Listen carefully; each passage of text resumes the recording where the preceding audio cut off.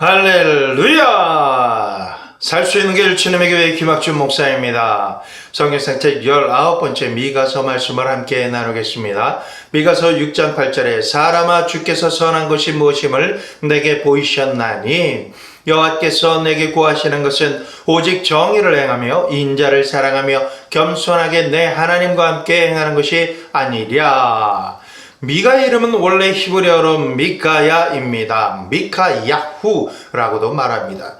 미카야후의 뜻은 미가서 7장 18절에 주와 같은 신이 어디 있으리까입니다. 헬라어로는 70인역에서 미카이에스라고 명칭했고 벌게이트 번역에서는 마케우스라고 소리 나는 대로 번역했습니다. 미가 선지자는 이사야 선지자와 같은 시대에 활동한 선지자입니다. 미가서 1절에 유다의 왕들 요담과 아하스와 히스기야 시대에 라고 이사야에 언급된 왕들을 말하고 있습니다. 그리고 사마리아가 멸망한 사건을 미가서 1장 6절 7절 말씀에서 언급해 주고 있죠. 아수르 왕 사르곤 2세가 블레셋과 경계 지역을 침략한 사건도 미가서 1장 10절에서 16절 말씀에 기록하고 있습니다. 예레미야서 26장 18절 19절에도 미가 선지자가 히스기야 통치 시대에 예언 활동을 했다라고 기록하고 있기 때문에 미가 선지자는 약 55년에서 60년 동안 사역을 해왔음을 알 수가 있습니다. 미가가 선지자로 활동할 때 북이스라엘 왕국에서는 아모스가 외치고 있었습니다. 아모스는 베들레헴 남쪽 사해바다 근처에 드고아의 목동이며 동남아를 지배하던 농사꾼입니다. 그는 북이스라엘 왕국에서 예언의 메시지를 외치지만 남유다 사람입니다. 미가 역시 남유다 헤브론 서쪽 모레셋에서 살던 평민입니다. 지도상으로도 거의 같은 위치죠. 그러니까 북이스라엘에서 아모스가 사역을 마쳐갈 즈음에 남유다에서는 미가가 활동하기 시작한 것입니다. 북왕국에서는 여로보암 2세 때부터 악한 왕들이 만연할 때 아모스가 활동하고 있었습니다. 이런 상황이 남유다에 영향을 미쳤던 것입니다. 미가서는 세 가지의 대주제를 가지고 전하고 있습니다. 첫째로는 심판의 예언, 두 번째로는 회복에 대한 예언, 셋째는 회개 촉구의 말씀입니다. 미가는 하나님의 주권과 일관된 사랑과 인애를 강조하면서 회개할 것을 권면하는 말씀입니다. 첫 번째 대주제인 심판의 예언을 1장에서 3장까지의 말씀으로 기록되어 있습니다. 남유다와 북이스라엘의 모든 죄를 보여주시면서 그 죄에 따른 심판을 선포하죠. 미가 선지자는 모레셋 가드에서 태어난 촌사람이라서 주 대상자가 왕실이나 권력자들이 대상이 아니고 핍박받고 늑탈당하는 서민들이 대상이었습니다. 그리고 땅과 산들을 향해서 그는 전하는 사람이었습니다. 그러나 그 내용은 불법하고 부패한 지도자들 때문에 하나님의 공의로 인한 심판이 있을 것이다라고 선포하면서 백성들에게 하나님의 마음과 말씀을 일깨워 주고 있습니다. 이어서 백성들에게는 하나님께서 마침내 구원해 주실 것에 대한 소망을 주는 메시지를 전합니다. 서론의 말씀으로 여호와의 말씀이라 라고 선포하면서 사마리아와 예루살렘에 관한 묵시를 전합니다. 백성들의 우상숭배와 악행과 심판에 대해서 말씀하시면서 미래에는 회복해 주실 것을 선포해 주고 계십니다. 1장 말씀을 보겠습니다. 2절에 백성들아 너희는 다 들을지어다 땅과 거기 있는 모든 것들아 자세히 들을지어다. 이어서 미가서 6장 2절 말씀에 너희 산들과 땅의 견고한 지대들아 너희는 여호와의 변론을 들으라 라고 이렇게 지위고와 모든 사람과 모든 만물들을 대상으로 미가 선지자는 선포하였습니다. 이어서 우상숭배에 대해서 경고의 말씀을 전하십니다. 미가서 1장 3절에 여호와께서 그 처소에서 나오시고 강림하사 땅의 높은 곳을 밟으실 것이랴. 우리는 땅의 높은 곳이라는 뜻을 가진 맘모트가 무엇을 의미하는지를 생각해야 합니다. 대부분 우상 숭배하는 산당은 높은 곳에 위치하고 있고 사람들은 조금이라도 더 높은 곳으로 가서 신을 섬겨한다라고 생각하고 있었습니다. 자신이 신으로 섬기고 높이는 모든 것을 주께서 밟으시겠다라고 이 말씀은 전하고 계신 것입니다. 1장 5절에 이는 다 야곱의 허물로 말미암음이요 이스라엘 족속의 죄로 말미암음이라. 야곱의 허물이 무엇이냐? 사마리아가 아니냐? 유다의 산당이 무엇이냐? 예루살렘이 아니냐? 이 말씀에서 인격을 가진 대상을 말할 때 사용하는 단어인 me, 뭐뭇이 아니냐라는 표현으로 누구냐라는 의미를 가지고 있습니다. 사마리아와 예루살렘을 의인화하시면서 사용하신 표현입니다. 미가 선지자는 이스라엘이나 유다나 우상 숭배로 말미암아 똑같이 심판을 받게 된다라고 예언의 메시지를 전달하고 있는 것입니다. 이방 나라인 사마리아 심판에 대한 내용을 살펴보기를 원합니다. 6절에 이러므로 내가 사마리아를 들의 무더기 같게 하고 포도심을 동산 같게 하며 또 그 돌들을 골짜기에 쏟아내리고 그 기초를 드러내며 그 새긴 우상들은 다 부서지고 그 음행의 값은 다 불살라지며 내가 그 목상들을 다 깨뜨리리니 그가 기생의 값으로 모았은즉 그것이 기생의 값으로 돌아가리라. 이어서 1장 9절에서 16절 말씀은 유다 심판에 대해서 말씀하십니다. 이스라엘을 향한 심판의 말씀인 것입니다. 9절에 보면 이는 그 상처는 고칠 수 없고 그것이 유다까지도 이르고 내 백성의 성문 곧 예루살렘에도 미쳤음이라. 2장 1절에서 11절 말씀을 보면 심판의 원인에 대해서 언급해 주고 계십니다. 1절에 그들의 침상에서 죄를 꾀하며 악을 꾸미고 날이 밝으면 그 손에 힘이 있으므로 그것을 행하는 자는 화 있을진저 밭들을 탐하며 빼앗고 집들을 탐하며 차지하니 그들이 남자와 그의 집과 사람과 그의 산업을 강탈하도다. 그러므로 여호와의 말씀에 내가 이 족속에게 재앙을 계획하나니 너희의 목이 이에서 벗어나지 못할 것이요 또한 교만하게 다니지 못할 것이라 이는 재앙의 때임이니라 하셨느니라. 2장 12절에서 13절 말씀은 심판이 선포된 가운데서도 미래 회복에 대한 약속의 말씀을 전해주십니다. 야곱아 내가 반드시 너희 무리를 다 모으며 내가 반드시 이스라엘의 남은 자를 모으고 그들을 한 처소에 두기를 보스라의 양떼같이 하며 조장의 양떼같이 하리니 사람들이 크게 떠들 것이며 길을 여는 자가 그들 앞에 올라가고 그들은 길을 열어 성문에 이르러서는 그리로 나갈 것이며 그들의 왕이 앞서가며 여호와께서는 선두로 가시리라. 이어서 3장에서는 지도자들에 대한 하나님의 심판을 말씀하십니다. 치리자들을 심판하십니다. 1절에 내가 또 이르노니 야곱의 우두머리들과 이스라엘 족속의 통치자들아 들으라. 정의를 아는 것이 너희의 본분이 아니냐. 정의를 모르는 불법을 행하는 치리자들을 향해 심판하신다라는 말씀입니다. 2절에 너희가 선을 미워하고 악을 기뻐하여 내 백성의 가죽을 벗기고 그 뼈에서 살을 뜯어 그들의 살을 먹으며 그 가죽을 벗기며 그 뼈를 꺾어 다치기를 냄비와 속 가운데 담을 고기처럼 하는도다. 그때 그들이 여호와께 부르짖을지라도 응답하지 아니하시고 그들의 행위가 악했던 만큼 그들 앞에 얼굴을 가리시리라. 불법을 행할 뿐만 아니라 선을 미워하고 악을 기뻐하며 잔인하게가 살을 벗기고 뼈에서 살을 뜯어먹고 가죽을 벗기고 뼈를 꺾어 다지기를 냄비나 속 가운데 담을 고기처럼 하기 때문에 그들이 심판을 받아서 여호와께 부르짖을지라도 응답하시지 아니하시고 용서받을 수 없는 악한 행위이기 때문에 그 악한 만큼 그들 앞에 얼굴을 가리우시겠다라고 말씀하고 계신 것입니다. 다음은 선지자들 심판에 대한 말씀을 전합니다. 5절에 내 백성을 유혹하는 선지자들은 이에 물 것이 있으면 평강을 외치나 그 입에 무엇을 채워주지 아니하는 자에게는 전쟁을 준비하는도다. 이런 선지자에 대하여 여호와께서 이르시되 그러므로 너희가 밤을 만나리니 이상을 보지 못할 것이요 어둠을 만나리니 점치지 못하리라 하셨나니 이 선지자 위에는 해가 져서 낮이 캄캄할 것이라. 선견자가 부끄러워하며 술객이 수치를 당하며 다 입술을 가릴 것은 하나님이 응답하지 아니하심이거니와. 선지자들이 하나님의 백성들을 유혹한다라고 말씀하고 있는 것입니다. 왜일까요? 자신들의 이에 물 것이 있으면 소득이 있으면 평강을 외치고 그 입에 무엇을 채워주지 아니하는 사람에게는 전쟁을 준비하는도다 라고 말씀하시는 거예요. 저주한다라는 것이죠. 이들에게 하나님께서 심판하시기를 선지자들이 밤을 만나서 더 이상 이상을 보지 못하게 하시고 어둠을 만나게 하셔서 점을 치지만 점이 쳐지지 않도록 하셨다라고 말씀하십니다. 이러한 선지자 위에는 해가 져서 낮이 캄캄해질 것이다 라고 하시고 선견자가 부끄러워하며 술객이 수치를 당하고 그들이 할 말이 없어서 입술을 가리게 된다라는 말씀인 것입니다.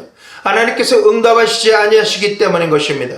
이때 미가 선지자는 여호와의 영 성령 하나님으로 말미암아 능력과 정의와 용기로 충만해져서 야곱의 허물과 이스라엘의 죄를 그들에게 보이리라 라고 선포합니다.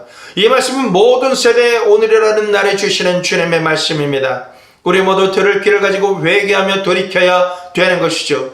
이어서 9절에서 12절 말씀에는 앞으로 벌어질 미래 심판에 관한 예언의 말씀이 있습니다. 11절에 그들의 우두머리들은 뇌물을 위하여 재판하며 그들의 제사장은 삭을 위하여 교훈하고 그들의 선지자는 돈을 위하여 점을 치면서도 여호와를 의뢰하여 이르기를 여호와께서 우리 중에 계시지 아니하냐 재앙이 우리에게 임하지 아니하리라 하는도다. 이러므로 너희로 말미암아 시온은 가라엎은 밭이 되고 예루살렘은 무더기가 되고 성전에 사는 숲의 높은 곳이 되리라. 하나님의 심판은 너무나도 명확하십니다.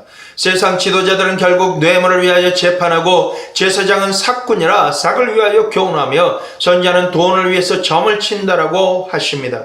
그러면서도 이슬라는 여호와를 의뢰한다. 여호와께서 우리 가운데 계신다. 재앙은 임하지 않을 것이다 라고 말한다라는 것입니다. 이렇기 때문에 앞으로 심판을 받아 나타날 모습은 영광스러운 시온은 가라엎은 밭처럼 되고 예루살렘은 무더기가 되고 성전은 산의 수풀의 높은 곳이 되게 하신다 라고 심판의 말씀을 전하고 있습니다. 두 번째 대주제로는 회복에 대한 심판입니다. 4장과 5장 말씀은 하나님의 은혜가 임할 것이고 회복이 임할 것이다. 축복의 예언이 선포되는 내용의 말씀입니다. 4장 1절에서 5절 말씀은 우리가 암송하며 찬양할 말씀입니다. 밑줄 쫙 그으시고 외우시기 바랍니다. 1절 말씀에 끝날에 이르러는 여호와의 전에 산이 산들의 꼭대기에 굳게 서며 작은 산들 위에 뛰어나고 민족들이 그리로 몰려갈 것이라. 곧 많은 이방 사람들이 가며 이르기를 오라 우리가 여호와의 산에 올라가서 야곱의 하나님의 전에 이르자. 그가 그의 도를 가지고 우리에게 가르치실 것이니라. 우리가 그의 길로 행하리라 하리니 이는 율법이 시온에서부터 나올 것이요 여호와의 말씀이 예루살렘에서부터 나올 것임이라. 그가 많은 민족들 사이에 이를 심판하시며 먼 곳 강한 이방 사람을 판결하시리니 무리가 그 칼을 쳐서 보습을 만들고 창을 쳐서 낫을 만들 것이며 이 나라와 저 나라가 다시는 칼을 들고 서로 치지 아니하며 다시는 전쟁을 연습하지 아니하고 각 사람이 자기 포도나무 아래와 자기 무화과나무 아래에 앉을 것이라. 그들을 두렵게 할 자가 없으리니 이는 만군의 여호와의 입이 이같이 말씀하셨음이라. 만민이 각각 자기의 신의 이름을 의지하여 행하되 오직 우리는 우리 하나님 여호와의 이름을 의지하여 영원히 행하리로다. 아멘 아멘.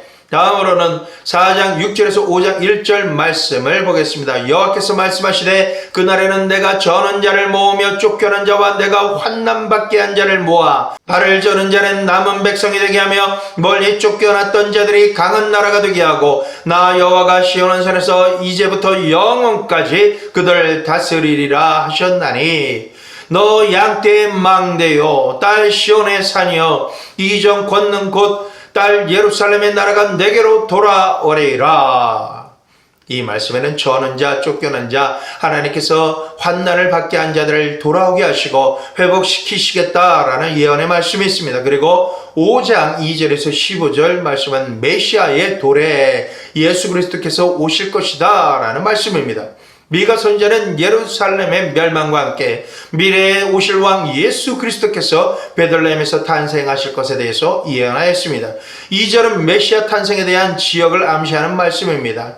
베들레헴 에브라다야 너는 유다 족속 중에 작을지라도 이스라엘을 다스릴 자가 내게서 내게로 나올 것이라. 그의 근본은 상고의 영혼에 있느니라. 에브라다, 베들레 아브라는 떡집을 뜻하는 베들레헴의 옛 이름입니다. 열매를 많이 맺는다라는 의미의 장소이기도 하죠. 보잘것없는 작은 마을이지만 메시아가 이곳에서 탄생하신다라는 예언은 사람이 볼 때 볼품 없는 모습으로 메시아가 오실 것이다 라는 의미를 표현해 주기도 합니다. 이 부분은 사도 누가복음 2장 4절에서 7절 말씀에 예수님의 탄생에 대해서 기록하면서 미가의 예언의 말씀을 그대로 인용한 부분입니다. 그리고 환난 가운데서 믿음을 지킨 남은 자들은 하나님 앞에서 거룩하게 쓰임을 받을 것이다 라고 말씀하고 있습니다. 6장과 7장 마지막 세 번째 대주제로 회개를 촉구하는 말씀을 우리가 들을 수 있습니다. 미가 선지자는 현재 우리의 모든 삶이 심판을 받을 수밖에 없는 인생이기 때문에 죄를 회개해야 한다라고 촉구하고 있는 것입니다. 하나님께서는 우리가 하나님의 백성으로서의 거룩한 삶을 살기 원하시고 계십니다. 하나님께서 원하시는 것은 형식적인 예배가 아닙니다. 마음으로부터 시작해서 삶 가운데 정의와 긍휼, 깨끗하고 겸손한 마음으로 하나님 앞에 나오는 것입니다. 하나님 앞에서 말씀에 순종하는 삶을 살아가는 것을 원하십니다. 영육간의 부정한 방법으로 사람을 억압하지 말고 공의를 행하기를 원하시는 것입니다. 회개를 촉구하시는 하나님의 첫 번째 변론을 보면 두 가지 부분으로 나뉘어지는데, 첫 번째로는 6장 1절에서 8절 말씀에 회개를 촉구하시는 하나님의 진술이 있습니다. 특히 5절에 시딤에서부터 길갈까지의 일을 기억하라 라고 말씀하십니다. 두 번째로 6장 6절에서 8절 말씀에 하나님의 말씀을 보면 미가의 응답이 있습니다. 8절에 여호와께서 내게 구하시는 것은 오직 정의를 행하며 인자를 사랑하며 겸손하게 내 하나님과 함께 행하는 것이 아니냐. 이 말씀의 핵심은 하나님께서 원하시는 것은 제사를 드리는 것이 아니라 올바른 지도력을 발휘하는 것이다 라고 말씀하시는 것입니다. 이 말씀에서 세 가지의 지도력을 언급하십니다. 첫째로 정의, 곧 공의를 행하고, 두 번째로는 인자, 사람을 불쌍하게 여기고 사랑하며, 세 번째로는 겸손하게 하나님과 동행하면서 살아가는 것이다 라고 말씀하고 있습니다. 두 번째로 6장 9절에서 7장 6절 말씀에 회개를 촉구하시는 하나님의 두 번째 진술이 있습니다. 15절에 내가 씨를 뿌려도 추수하지 못할 것이며 감난 열매를 밟아도 기름을 내 몸에 바르지 못할 것이며 포도를 밟아도 술을 마시지 못하리라. 6장 후반절의 이 말씀은 하나님을 믿는 자나 믿지 않는 세상에 속한 부자들에게 말씀하시는 것입니다. 6장 전체는 부자가 되기 원하는 모든 분들에게 주님께서 주시는 말씀입니다. 재물을 모을 때 불의한 재물을 모으고 그렇게 모은 재물을 자기를 위해서만 사용하는 잘못된 부자들의 죄에 대해서 엄격하게 지적하고 계시는 말씀입니다. 이 말씀을 듣고 7장 1절에서 6절의 미가의 응답을 우리가 듣는데, 특히 2절 말씀을 보면 세상 지도자, 교회, 선지자, 영적 지도자들을 향해서 경건한 자가 끊어졌다 라고 말씀하십니다. 정직한 자가 사람들 가운데 없다라고 탄식합니다. 교회에 다니더라도 경건의 모양만 있고 경건의 능력이 되는 하나님만을 사랑하고 하나님만을 경외함이 이제 더 이상 없어졌다라고 말씀하시는 것입니다. 3절과 4절 말씀을 보면 재물을 모으지만 하나님의 형벌을 받을 악을 행함으로 재물과 뇌물을 모으고 자신의 욕심 때문에 결합하는 것을 지적해 주시는 것입니다. 재정은 하나님의 축복 가운데 올바로 채워져야 합니다. 자신을 위해서는 적게 사용하고 가난하고 구제 대상이 되는 사람들을 섬기는 데 사용하는 것이 올바른 행동이라고 말씀하고 있습니다. 세상이 이러할 때 미가 선지자는 해결책을 선포합니다. 7절에 오직 나는 여호와를 우러러보며 나를 구원하시는 하나님을 바라보나니 나의 하나님이 나에게 귀를 기울이시리로다. 할렐루야. 구원의 하나님을 찬양합니다. 아멘, 아멘. 마지막으로 하나님께서는 회개를 촉구하시기만 하시는 것이 아니고 7장 7절에서 20절 말씀에 최후까지 구원에 대한 약속을 말씀해 주십니다. 결국에 가서는 하나님께서 긍휼을 베푸셔서 이스라엘 전체가 회복될 것이며 그 원수들은 정복될 것이고 하나님의 신실하심이 온 땅에 증거될 것이다 라고 말씀하십니다. 앞서 언급한 7절 말씀부터 13절까지는 구원하시는 하나님에 대한 말씀입니다. 마지막으로 14절에서 20절까지 말씀은 미가 선지자의 기도와 찬양으로 말씀을 맺습니다. 18절에는 주와 같은 신이 어디 있으리까? 우리의 모든 죄를 깊은 바다에 던지시리이다. 야곱에게 성실을 베푸시며 아브라함에게 인애를 더하시리이다. 하나님께서는 미가 선지자를 통해서 일반 백성에게 소망의 말씀을 주십니다. 우리의 모든 죄를 회개하고 돌이키기만 하면 우리의 죄를 용서하시겠다라고 하시고 깊은 바다에 던지시겠다라고 말씀하십니다. 뿐만 아니라 우리의 삶을 노략질하는 세상 지도자와 영적 지도자들, 그리고 죄와 죄악을 하나님께서 드러내시고 심판하시며 회개하는 자에게 구원을 베푸시겠다라고 하십니다.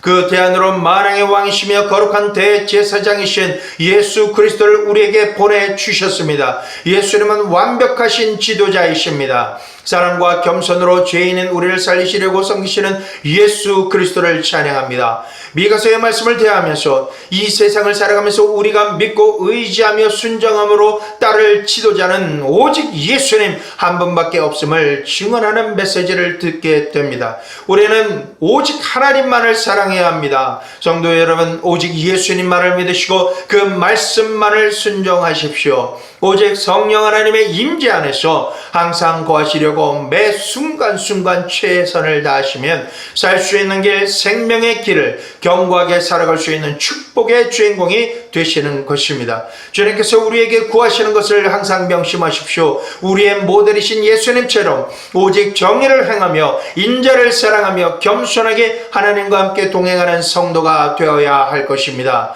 예수님의 이름으로 여러분을 축복합니다. 다 함께 기도드리시겠습니다.